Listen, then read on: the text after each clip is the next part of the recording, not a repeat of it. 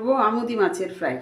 তো তার জন্য মাছটা ধুয়ে পরিষ্কার করে নিলাম, দিলাম একটু গোলমরিচের গুঁড়ো, দিলাম নুন, অল্প করেই দিলাম, দিলাম আদার পেস্ট, দিলাম রসুনের পেস্ট,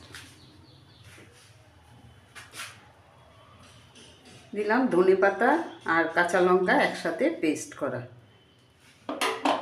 তো যেহেতু আমার ঘরে সব সময় আদা রসুনের পেস্ট আমি করে রাখি, সেই জন্য আলাদা আলাদা করে আমি এগুলো দিলাম। ধনেপাতা আর কাঁচা লঙ্কাটাকে একসাথে পেস্ট করে নিলাম।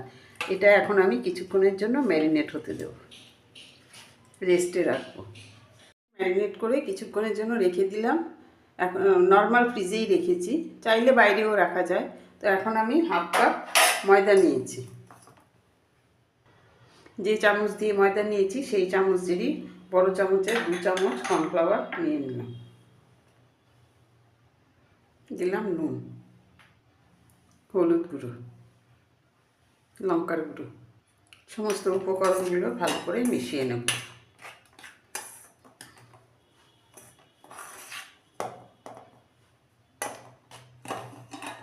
মিশিয়ে নিলাম, অল্প অল্প জল দিয়ে ব্যাটারটা তৈরি করে নেব।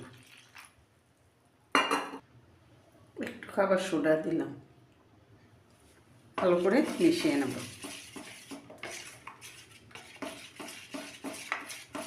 তো এরকম থিকনেসের একটা ব্যাটার তৈরি করে নিলাম, না পাতলা না খুব বেশি ঘন। তেলটা গরম হয়ে গেছে, এখন আমি মাছগুলো ব্যাটারে চুবিয়ে ভেজে নেব।